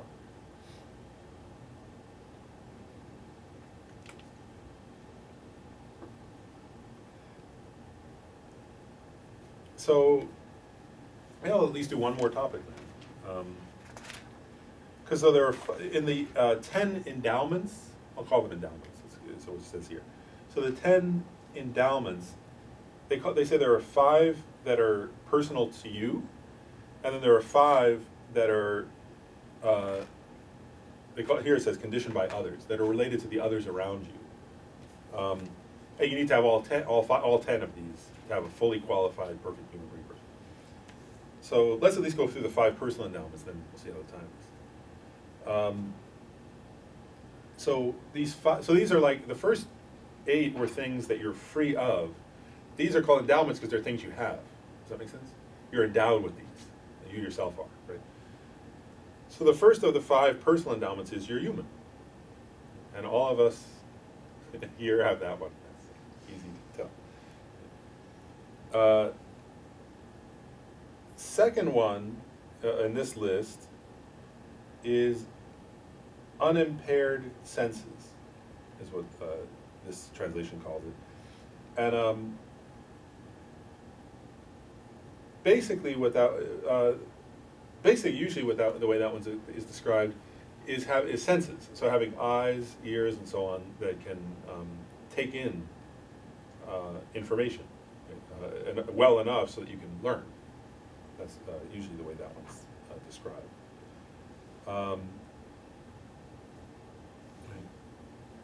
So that wherever context you're in, you're able to study and learn, right? And the main point here is you're able to study and learn and gain information from a teacher. That's really the main point of that. The third one, here it says no perverted deeds. Sometimes that one is called, some translators call that immediate misdeeds. And just to clarify what that one means is, it's said in,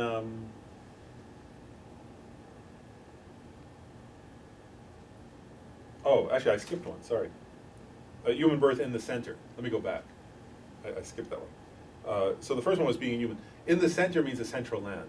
That's funny. It doesn't mean like you're born in this center. Central land, right? So that means a place, so there are different definitions of that. One is a region or an area where there are at least, some people say 5 fully ordained monks. Some commentaries say that. Another way of describing that, though, is a place where the Dharma is flourishing, right, where you can access teachings.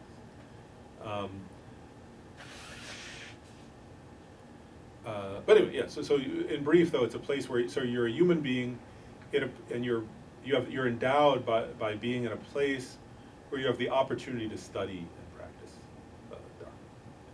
And then the third one, you don't have impaired senses, impaired ability to study.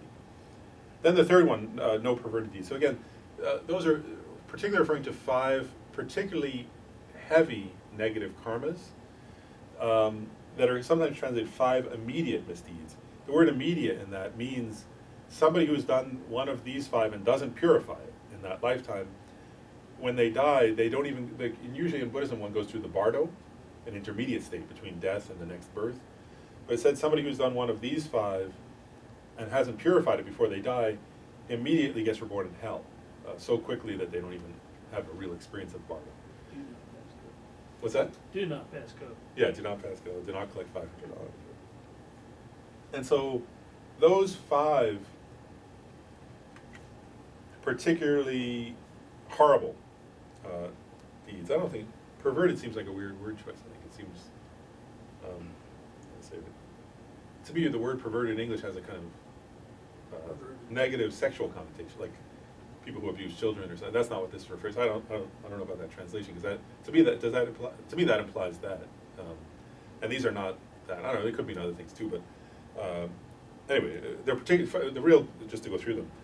These 5 particularly heinous deeds or particularly immediate misdeeds. One is killing one's own mother.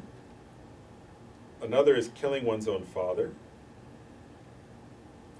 The third is killing an arhat. So that means killing someone who has achieved their own liberation from samsara, right? So somebody who means like somebody who's a great spiritual practitioner and killing such a person.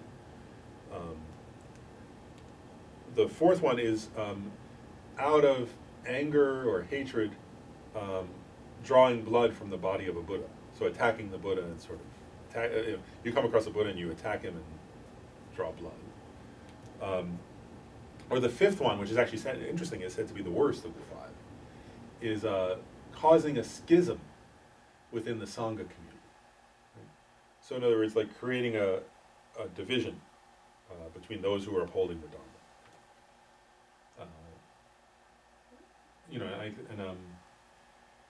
That could mean like, mostly I think that historically that would mean like causing a schism between groups of monks and nuns.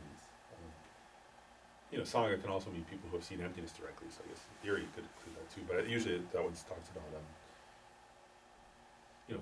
causing a schism or a break between groups of ordained people. And so it said those 5 deeds are the like heaviest, are among the heaviest negative karmas. So here one is endowed, one is free, one has this quality of not having done those, which is wonderful. And then the fifth of these personal endowments is, they call it here faith in the basis. And then Lama Tsongkhapa, in his explaining that below, says, he says here the basis, they translate discipline, which actually here means, really the word discipline in this context means the Vinaya, like the written word, which actually the Vinaya itself is the description of the vows of monks and nuns. But Lama Tsongkhapa says, here discipline should be applied to all three scriptural collections. So what Lama Tsongkhapa is saying is, you have faith in the teachings of the Buddha. The three scriptural collections, which Lama Tsongkhapa mentions, are the complete teachings of the Buddha. And so what it's saying is, the fifth endowment you would have to be a fully qualified human being who's fully qualified to practice Dharma is you have some faith in the Buddhist teachings, because then you that opens you up to studying and listening and engaging in practice. And remember earlier we said faith is the door, right, the beginning point. So here, one of the endowments you have is some degree of faith to start with. Okay, so does that make sense? Those are the 5 personal qualities, personal endowments that you have. Maybe I'm going to save the 5 endowments conditioned by others for next time, because I just want to make a comment now, because then we're almost out of time. So we'll cover the 5 endowments from others next time. What I want to say is this, it is like, I just want to go back and make sure people are getting the main point, right, which is, like, one is we have to understand what are these, right? That's what remember we're in the topic of identifying what is it. Precious human rebirth qualified by 8 leisures and 10 endowments. That's a full way to describe it, right? We're just identifying it here. And in a way this can seem a little bit technical, because in a way it is if you're not familiar with it. But the idea really, I just want to get, like, we'll get into this a little more next time, but I just want to make sure I get it, is, remember first of all what we just covered. This is for contemplation, right? And contemplation over and over again. And part of what you would get, right, if you start contemplating all these different things, is, one thing is you'll start to feel very fortunate, right? And another is, which comes up more later, but it's already obvious if you start contemplating this, right? If you think of, in other words, is you start to realize that you have something extremely rare, right? Whereas if you think of how many, it's easy, right? If you start to contemplate, I mean, actually, like, Lama's Overshay often points out, like, watch it, then if you actually understand precious human rebirth well, because then if you watch nature documentaries, it's like a Dharma teaching, right? Like where you start to go, wow, like the numbers of, I don't know, like just the numbers of other kinds of creatures, like, and nature shows can only show about animal realm, but the numbers are just inconceivable. Like, I mean, the number of humans is like,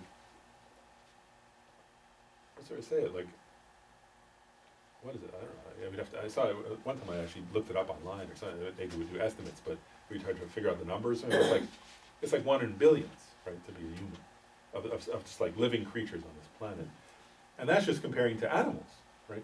But then, of course, according to if you start contemplating this, Buddhism is saying that there are more hungry ghosts than there are animals, and there are more hell beings than there are hungry ghosts, and so you start to feel almost like shocked, right, at how rare. Like you start to feel, and then you start to feel, and then hardly any humans are trying to practice, for example, bodhicitta or something, right? Like, how many, like, it's almost impossible, actually, right? And like, you know, who have all these different qualities, and you start to actually get, the idea here is not, you know, even though this teaching is a little bit technical, the experience is not technical in a sense. I mean, if you start to contemplate this, the experience starts to be like, oh my goodness, like I'm in this circumstance, where you start to feel like that you have something very, very valuable. That's the idea, right? And something very rare and precious that you don't want to waste, you know, and that you want to make the best use of. Does that make sense?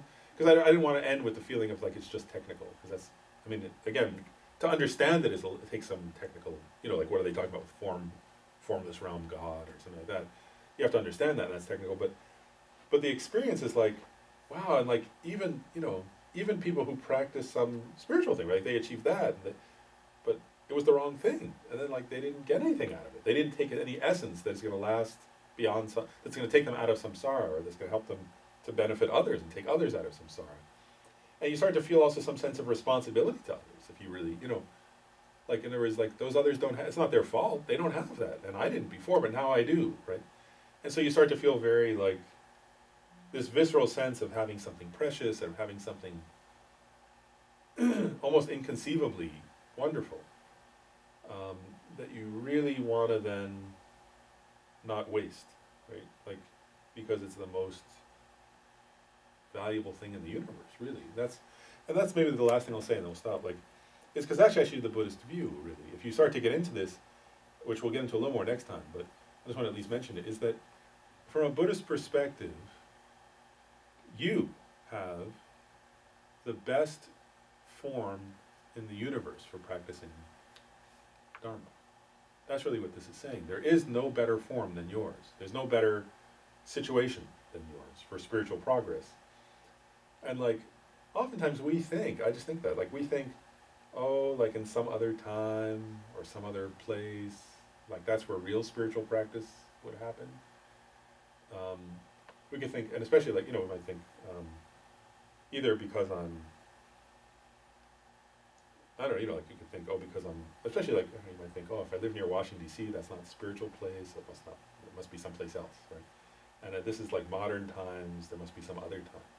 But what this is saying is, no, like this is the time, this is the place, you have the kind of body and mind that can do it, and nobody else has that for the most part. Like, it's that rare.